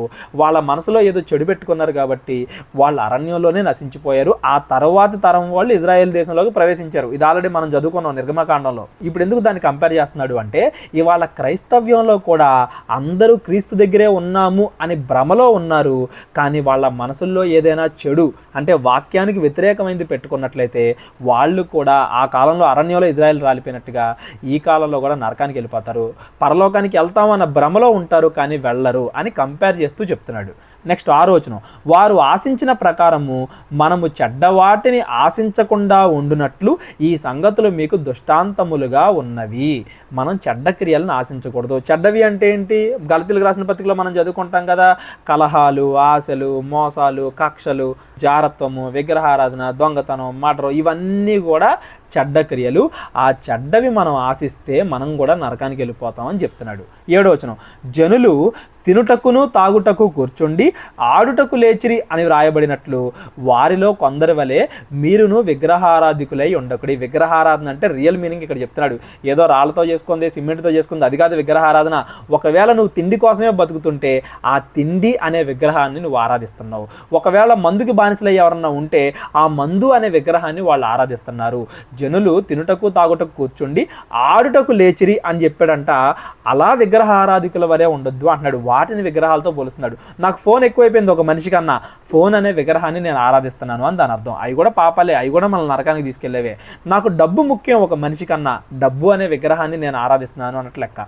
దేవుడి కంటే, పక్కనున్న తోటి సహోదరుడి కంటే, ఒక మనిషి కంటే మనం దేన్ని ఎక్కువగా చూసినా కానీ అది విగ్రహంతో సమానం అని చెప్తున్నాడు. కొంతమంది అన్యులు గుళ్ళు కోసం, విగ్రహాల కోసం, వాళ్ళ ఆచారాల కోసం మనుషుల్ని చంపేస్తూ ఉంటారు. అంటే మనుషుల కన్నా వాళ్ళ ఆచారాలు ఎక్కువైపోయినాయి వాళ్ళకి. మనం అలా ఉండకూడదు. ఒకవేళ మనం ఒక మనిషి కంటే దేన్ని ఎక్కువ చూసామంటే అదే విగ్రహంగా మారిపోతుంది. దాన్ని మనం విగ్రహంగా ఆరాధిస్తున్నాం అని చెప్తున్నాడు పౌలు, కంపారిజన్ చేస్తున్నాడు. నెక్స్ట్ 8వ వచనం, మరియు వారి వలె మనము వ్యభిచరించక యుందుము. వారిలో కొందరు వ్యభిచరించినందున ఒక్క దినమందే 23,000 మంది కూలిరి. వ్యభిచారం అంటే ఏంటి? విగ్రహారాధన వ్యభిచారంతో పోల్చాడు, అదొక రకం. మనం ముందు 5, 6, 7 అధ్యాయాలు చూసాం కదా వ్యభిచారం, జాగ్రత్త వాటి గురించి, అదొక రకం. ఏదైనా కానీ మన నరకానికి నడిపించేది అని దాని ఉద్దేశం. నెక్స్ట్ 9వ వచనం, మనము ప్రభువును శోధింపక యుందము. వారిలో కొందరు శోధించి సర్పం వలన నశించిరి. ప్రభువును శోధించడం అంటే ఏంటి? తప్పు చేయడం, దేవుడి దగ్గర వచ్చి క్షమించమనడం, తప్పు చేయడం, దేవుడి దగ్గర వచ్చి క్షమించమనడం. అలా పెద్దగా చేస్తున్నాం అనుకో, మనం దేవుడిని శోధిస్తున్నట్లు లెక్క. మారాము, దేవుడి దగ్గరికి వచ్చి మార్పు చెందాము అంటే మరలా మనం పాపం చెయ్యకూడదు. పదబద్దాగా తప్పు చేస్తున్నాము అంటే దేవుడిని శోధిస్తున్నట్లు లెక్క. ఏదో ఒక రోజు దేవుడు మనకు కూడా మినే టేకే లోఫార్సిన్ అంటాడు, నరకానికి వెళ్ళిపోతాం. అది మనం గుర్తుపెట్టుకోవాలి. మీరు సనగకుడి, వారిలో కొందరు సనిగి నరహంతకుని చేత నశించిరి. జారత్వం గురించి మాట్లాడాడు, విగ్రహారాధన గురించి మాట్లాడాడు. విగ్రహారాధన అంటే ఏదో విగ్రహాలు కాదు, ఏదైనా దేవుడి కన్నా మనిషి కన్నా ఎక్కువ చూసామంటే అది విగ్రహారాధన. విగ్రహారాధన గురించి మాట్లాడాడు, జారత్వం గురించి మాట్లాడాడు, వ్యభిచారం గురించి మాట్లాడాడు, సనుగుడు గురించి కూడా మాట్లాడాడు. జనాలకి ఏం పని పాట లేకుండా ఏది పడితే అది మాట్లాడుతూ ఉంటారు. మంచి మాటలు మాట్లాడాలి, ఉప్పు వేసినట్టుగా ఉండాలి మన మాట అంటాడు. మంచి మాటలు మనం మాట్లాడాలి, అంతేకాకుండా ఏ పడితే ఈ చెడ్డ మాటలు మాట్లాడకూడదు. సనగకుడి, సనిగి కొందరు నశించారంట. 11వ వచనం, ఈ సంగతులు దృష్టాంతములుగా వారికి సంభవించి యుగాంతమందున్న మనకు బుద్ధి కలుగుటకై వ్రాయబడెను. అప్పుడు వాళ్ళకి జరిగినవి ఎందుకని బైబిల్లో రాశారు అంటే వాటిని చూసి మనం ఇప్పుడు నేర్చుకుంటాము అని. మనం కూడా అలాగే బ్రతికాము అంటే మనం కూడా వాళ్ళలాగే నాశనం అవుతాము అని. 12వ వచనం, తాను నిలుచుచున్నానని తలంచుకొనివాడు పడకుండునట్లు జాగ్రత్తగా చూచుకొనబడేలను. జ్ఞానం కన్నా ప్రేమ ఇంపార్టెంట్. నేను బాగున్నాను, నాకు జ్ఞానం ఉందనుకుని దేవుడు చెప్పిన ఆజ్ఞలను మనం మీరిపోయామనుకోండి, మత్తయి సువార్తలో ఉంటుంది కదా, ప్రభువా నేను నీ నామాన్ని ఆరాధించలేదా, నీ నామాన్ని దేయాలు నిలగొట్టలేదా అనుకుంటారంట. కానీ దేవుడు అక్రమములు చేయువార్లారా, అక్రమం చేయకూడదు మనం, అంటే చెడు క్రియలు చేయకూడదు, మంచి క్రియలు చేయాలి. ప్రేమ, సంతోషం, సమాధానం, దీర్ఘశాంతం ఇవన్నీ చెప్తాడు కదా దేవుడు. ఆ క్రియలు మనం కలిగి ఉండాలి. మనం దేవునిలో ఉన్నాము అంటే దేవుడి లక్షణాలు మనలో కనబడాలి. అలా కాకుండా మనల్ని మనం మోసపుచ్చుకోకూడదు. 13వ వచనం, సాధారణంగా మనుషులకు కలుగు శోధన తప్ప మరి ఏదియూ మీకు సంభవింపనేరదు. దేవుడు నమ్మదగిన వాడు, మీరు సహింపగలిగిన దానికంటే ఎక్కువగా ఆయన మిమ్మును శోధింపనీయడు. అంతేకాదు సహింపగలుగుటకు ఆయన శోధనలో నుండి తప్పించుకుని మార్గమును కూడా కలుగజేయను. చాలామంది ఎందుకు తప్పు చేసేవరా అంటే, మా కష్టాలు ఉన్నాయి, ఆ కష్టాల నుండి తప్పించుకోవడానికి నాకు ఇది తప్ప వేరే మార్గం కనబడలేదు అంటారు. కాదండి, కష్టాలు ఉన్నది దేవుడు మనకి ఏదో నేర్పించాలి అని, మనం ఏదో మార్చుకోవాలి అని, మనం ఏదో నేర్చుకోవాలి అని. అంతేగాని కష్టాలు ఎక్కువైపోయినాయి కదా మనం తప్పు చేస్తున్నావేమో, కష్టాలు ఎక్కువైపోయినాయి కదా అని ఆత్మహత్య చేసుకుంటున్నారేమో. దేవుడు చెప్తున్నాడు, మీరు ఎంతవరకు సహించగలరో అంతవరకే కష్టపెడతాడు దేవుడు, అంతకన్నా ఎక్కువ కష్టాలు ఇవ్వడు. ఆ కష్టాలను కూడా తప్పించుకునే మార్గాన్ని ఎప్పుడు సిద్ధంగా ఉంచుతాడు. కష్టాల వల్ల నేను తప్పు చేశాను, కష్టాలను సహించలేక నేను ఆత్మహత్య చేసుకోవాలనుకుంటున్నాను, ఇలాంటి పదాలు మనం చెప్పకూడదు. నెక్స్ట్ 14వ వచనం, కాబట్టి నా ప్రియులారా విగ్రహారాధనకు దూరముగా పారిపోండి. విగ్రహారాధన అంటే రియల్ మీనింగ్ మనం మాట్లాడుకున్నాం కదా, మనిషి కంటే, దేవుడి కంటే, బైబిల్లో ఉన్న ఆజ్ఞల కంటే దేన్ని మనం ఎక్కువగా చూసినా అది విగ్రహారాధనే. అది రాయి అవ్వచ్చు, లేకపోతే శిల్పం అవ్వచ్చు, లేదా మన ఫోన్ అవ్వచ్చు, ఏదైనా అవ్వచ్చు. విగ్రహారాధనకు దూరంగా పారిపోవుడి. బుద్ధిమంతులతో మాట్లాడినట్లు మీతో మాట్లాడుచున్నాను, నేను మీతో చెప్పు సంగతిని మీరే ఆలోచించుకొనుడి. ఎందుకు ఈ మాట చెప్తున్నాడు మీరే ఆలోచించుకోండి అని? ఒక రూల్ లేదు, నువ్వు ఏ పరిస్థితులైనా తినొచ్చు, ఏ పరిస్థితులైనా తినకూడదు, ఏ పరిస్థితులైనా నువ్వు ఇలా ఉండొచ్చు, ఏ పరిస్థితి, అలాంటి ఒక రూల్స్ లేవు. కొత్త నిబంధనలో రూల్స్ లేవు. రూల్స్ అనే పాత నిబంధనతోనే పోయినాయి. మనం సహోదరుడి మీద ప్రేమను బట్టి ప్రవర్తించాలి. ఆలోచించి ఓహో ఇది మంచి ఇది చెడు అని మనం ప్రవర్తించాలి. అలా మన డెసిజన్ తీసుకోవాలి. 16వ వచనం, మనము దీవించు ఆశీర్వచనపు పాత్రలోని త్రాగుట క్రీస్తు రక్తంలో పాలు పుచ్చుకొనుటయే కదా, మనము విరుచు రొట్టె తినుట క్రీస్తు శరీరంలో పాలు పంచుకొనుటయే కదా. మనందరము కూడా ఒకటే రొట్టెలో పాలు పంచుకొనుచున్నాము. రొట్టె ఒకటే గనుక అనేకులమైన మనము ఒక్క శరీరముగా ఉన్నాము. అందరం కూడా, క్రైస్తవులందరూ కూడా ఒకేలా ఉండాలి. క్రైస్తవుల్లో డివిజన్స్ రాకూడదు. మొదటి 4 అధ్యాయాల్లో వచ్చినట్టు క్రైస్తవుల్లో డివిజన్స్ రాకూడదు. తర్వాత 5, 6, 7 వచనాల్లో చూసినట్టు తప్పు చేసిన వారిని సంఘంలో కూడా ఉంచకూడదు. అందరూ కూడా క్రీస్తు లాగా ఏక మనసు ఏకభావంతో ఉండాలి, ఒకటే శరీరముగా ఉండాలి. నేను ఆ సంఘం చెప్పిందే అంటాను, ఈ సంఘం చెప్పిందే అంటాను, ఆ సంఘానికి వెళ్తాను, ఈ సంఘానికి వెళ్ళను, ఆ పాస్టర్ చెప్పిందే అంటాను, ఈ పాస్టర్ చెప్పింది అన్నో, అలాగా మనం విడిపోకూడదు, ఒకటేలాగా ఉండాలి. 18వ వచనం, శరీర ప్రకారమైన ఇజ్రాయేలును చూడి బలి అర్పించిన వాటిని తినివారు బలిపీఠంలో పాలువారు కారా. ఇక నేను చెప్పున్నదేమి, విగ్రహార్పితములో ఏమైనా ఉన్నది అయినను విగ్రహములలో ఏవైనా ఉన్నదనని చెప్పేదనా? ఇంత చెప్పాను కదా, ఇంకా మళ్ళీ విగ్రహాల్లో ఏదన్నా ఉందని నేను చెప్పాలా? లేదు, ఆటలో ఏదీ లేదు. కానీ అన్యజనులు అర్పించు బలులు దేవునికి కాదు దెయ్యములకే అర్పించుచున్నారని చెప్పుచున్నాను. మీరు దెయ్యములతో పాలివారగుట నాకు ఇష్టము లేదు. కొంతమంది అన్యులు ఎందుకు విగ్రహాలకు అర్పిస్తున్నారు? వాళ్ళ జ్ఞానం లేదు మనకున్నట్టుగా. ఒక్కడే దేవుడు ఉన్నాడు, మిగిలినవన్నీ ఒట్టివి, ఆయన సృష్టి అనే జ్ఞానం లేక వాళ్ళు ఆ విగ్రహాల్లో ఏదో ఉందనుకుని కొలుస్తున్నారు. నువ్వు కూడా అందులో ఏదో ఉందనుకుని తిన్నావు అనుకో, తప్పు. కాబట్టి అది దెయ్యం అని నువ్వు ఫీల్ అవుతున్నావు అనుకో, తప్పు. నువ్వు ఆ విగ్రహారాధనలో పాలివాడవద్దు, ఆ అర్పించింది తినొద్దు. ఎందుకు? ఆ దెయ్యం నువ్వు నమ్ముతున్నావు కదా, నువ్వు నమ్మడమే ఒక తప్పు, నమ్మి అది తినడం నీకేదో కలిగిద్దని ఇంకా పెద్ద తప్పు. ఫస్ట్ అసలు మనం అది నమ్మకూడదు. ఎందుకంటే అందులో ఏం లేదు, అది దేవుడి సృష్టి, అది కేవలం రాయి లేదా కేవలం సిమెంట్తో చేసిన ఒక విగ్రహం. నమ్ముతున్నావు అంటే తప్పు చేస్తున్నావు, నమ్మి తింటున్నావు అంటే ఇంకా పెద్ద తప్పు చేస్తున్నావు. సహోదరుడిని బట్టి మనం ప్రవర్తించాలి, అదే చెప్తున్నాడు అక్కడ. అందులో ఏమి లేదని ఆయన ముందు చెప్తున్నాడు, మళ్ళీ అందులో పాలువారగటం ఇష్టం లేదు అంటున్నాడు. ఎందుకు ఇష్టం లేదు అంటున్నాడు? అందులో ఏదో ఉందనుకుని కొంతమంది తినేవాళ్ళు ఉన్నారు కాబట్టి. ఒక పక్కన దేవుని నమ్ముతూ ఇంకో పక్కన దాన్ని కూడా మనం నమ్మితే అలాగా? ఒక పక్కన దేవుని బలలోనూ పాలు పొందుతూ ఇంకో పక్కన దాంట్లో కూడా పాలు పొందితే అలాగా? రెండూ నిజమని నువ్వు నమ్మితే అలాగా? ఒకటే కదా నిజం, ఇంకోటి అబద్ధం కదా. కొంతమంది చర్చికి వెళ్తారు, మళ్ళీ వాస్తులు నమ్ముకుంటారు. కొంతమంది చర్చికి వెళ్తారు, మళ్ళీ సంతానం కోసం ఎవరో బాబాలను నమ్ముకుంటారు. కొంతమంది చర్చికి వెళ్తారు, మళ్ళీ చేతబడులు నమ్ముతారు. ఇలా మీరు రెండూ ఎందుకు నమ్ముతున్నారు? ఒకవేళ నమ్ముతున్నారంటే నమ్మడమే ఒక తప్పు, నమ్మిన దాన్ని మళ్ళా ఇంకా పెద్ద చేసుకుంటున్నారు. ఆ నిమ్మకాయలని, ఆ అరటికాయలని, ఏదో పూజలని, ప్రసాదాలని. ఇంకా తప్పు చేయకండి మీరు. ఒకవేళ నమ్ముతుంటే వాటికి దూరంగా ఉండండి, దేవునికి దగ్గరగా ఉండండి అని చెప్తున్నాడు. నెక్స్ట్ 22వ వచనం, ప్రభువునకు రోషము పుట్టించదమా, ఆయన కంటే మనం బలవంతులమా, అన్ని విషయముల యందు నాకు స్వాతంత్రము గలదు కానీ అన్నీ చేయదగినవి కావు. అన్నిటి యందు మనకు స్వతంత్రము గలదు కానీ అన్నీ క్షేమాభివృద్ధి కలుగజేయవు. ఇది మనం గుర్తుపెట్టుకోవాలండి. అన్నిటికీ మనకు స్వతంత్రం ఉంది కానీ అన్నీ చేయకూడదు. మన సహోదరుడిని బట్టి మనం మెలగాలి. విగ్రహాలు కనిపించి తినొచ్చు, తినకపోవచ్చు, రెండిట్లో స్వతంత్రం ఉంది. ఎప్పుడు తినొచ్చు, ఎప్పుడు తినకూడదు అనేది మనకు తెలియాలి. ప్రతి దాంట్లో ఇలాగే ఉంటుంది. కొంతమంది ఆడోళ్ళు అబ్బాయిలతో స్నేహం చేస్తారు, అబ్బాయిలు అమ్మాయిలతో స్నేహం చేస్తారు. చేయకూడదా, దేవుడు ఏమన్నా దానికి తప్పుగా చెప్పాడా అంటారు. స్వతంత్రం అయితే ఉంది. ఏ పనులు చేయొచ్చు, ఏ పనులు చేయకూడదు అనే జ్ఞానం మనకు ఉండాలి. ఏ మాటలు మాట్లాడొచ్చు, ఏ మాటలు మాట్లాడకూడదు అనే జ్ఞానం మనకు ఉండాలి. ఎక్కడ తిరగాలి, ఎక్కడ తిరగకూడదు అనే జ్ఞానం మనకు ఉండాలి. అన్నిటి యందు మనకు స్వతంత్రం ఉంది కానీ అన్నీ చేయదగినవి కావు. ఎవడును తన కొరకే కాదు ఎదుటివాని కొరకు మేలు చేయ చూచుకొనవలెను. మన కోసం అన్నట్టుగా కాకుండా సహోదరుణ్ణి దేవుని దగ్గర తీసుకురావడానికి సమస్తము చేయాలంట. నీ కొరకు కాదు, ఎదుటివాని కొరకు మేలు చేయడానికి చూసుకోవాలి. 25వ వచనం, మనస్సాక్షి నిమిత్తము ఏ విచారణ చేయక కటిక వాని అంగడిలో అమ్మునదేదో దాన్ని తినవచ్చును. వెళ్ళి షాప్ దగ్గరికి వెళ్ళి ఇది విగ్రహాలు కనిపించిందా కాదా, అనే కాదా అని అడగొద్దు. మటన్ షాప్ దగ్గరికి వెళ్ళి ఇది హలాల్ చేసిందా కాదా అని అడగొద్దు. ఒకవేళ షాప్కి వెళ్తున్నావు, కొనుక్కుని తిను. నువ్వు అక్కడ అడిగావంటే వాడిని మళ్ళీ దేవుడి నుంచి ఇంకొక అడిగి వెనక్కే ఇస్తున్నావు. నువ్వే దూరం చేస్తున్నావు దేవుడి దగ్గర నుండి. ఏం అడక్కో, ప్రశాంతంగా తెచ్చుకుని తిను. ఎందుకంటే ప్రతిదీ కూడా దేవుడిచ్చిందే, అన్నీ కూడా దేవుడిచ్చినయే.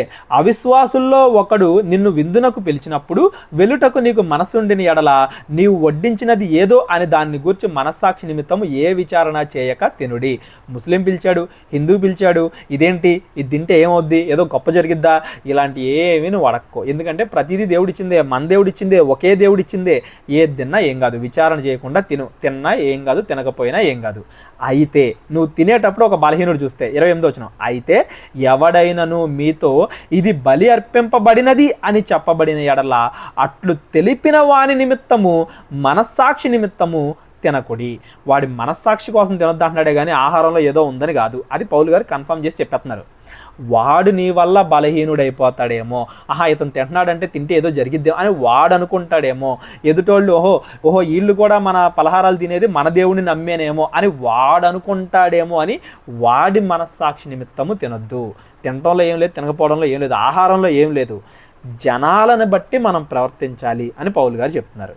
నెక్స్ట్ 29వ వచనం, మనస్సాక్షి నిమిత్తము అంటే నీ సొంత మనస్సాక్షి నిమిత్తం కాదు, ఎదుటివాని మనస్సాక్షి నిమిత్తమే ఇలాగూ చెప్పుచున్నాను. ఎందుకనగా వేరొకని మనస్సాక్షిని బట్టి నా స్వాతంత్ర విషయములో తీర్పు తీర్చబడనేలా. ఎదుటోడి కోసం మనం చెయ్యాలి. అంతేగాని నాకు తెలుసు కదా, నాకు జ్ఞానం ఉంది కదా, ఎదుటోడు ఏమైపోతే నాకెందుకు అని వాడి ముందు మనం తినకూడదు. 30వ వచనం, నేను కృతజ్ఞతతో పుచ్చుకొనిన ఎడల నేను దేని నిమిత్తము కృతజ్ఞతాస్తుతులు చెల్లించుచున్నానో దాని నిమిత్తము దూషింపబడనేలా. కాబట్టి మీరు భోజనము చేసినను పానము చేసినను ఏమి చేసినను సమస్తము దేవుని మహిమ కొరకు చేయుడి. దేవునికి ఎప్పుడు మహిమ వచ్చింది? మనం ఎదుటివాడిని ప్రేమించినప్పుడు దేవునికి మహిమ వచ్చింది. మనం తప్పు చేయకుండా మంచి పనులు చేసినప్పుడు దేవునికి మహిమ వచ్చింది. నువ్వు తిన్నా తాగినా ఏం చేసినా కానీ దేవుడి మహిమ కోసం చెయ్యి.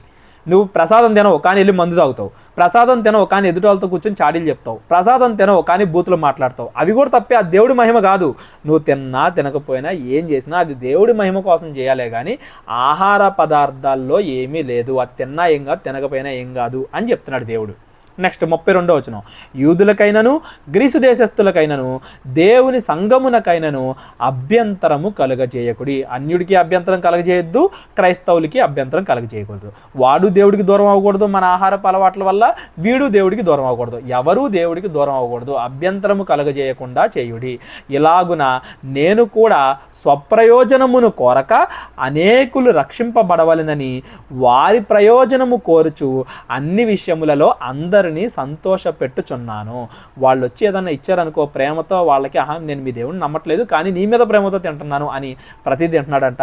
ఒకవేళ యూదులు వచ్చి అడుగుతుంటే నేను తిన్నాను, ఎందుకంటే మీకోసం సహోదరుల కోసం అన్నీ చేయాలి కానీ మన కోసం మనం చేసుకోకూడదు. అన్నీ చేయడానికి మనకి స్వాతంత్రం ఉంది కానీ అన్నీ చేయకూడదు. మనకి జ్ఞానం ఉన్నంత మాత్రాన అందరికీ జ్ఞానం ఉందని కాదు కదా. వాళ్ళు దేవునికి దూరం అవ్వకుండా మనం ప్రవర్తించాలి. మన ప్రవర్తన వాళ్ళని ఇంకా దేవునికి దగ్గర చేయాలి కానీ దేవునికి దూరం చేయకూడదు. అది పక్కన క్రైస్తవుడైనా ఇంకో పక్కన అన్యుడు, ముస్లిమో హిందువో ఎవరైనా కానీ. ఇది మనం గుర్తుపెట్టుకోవాలి.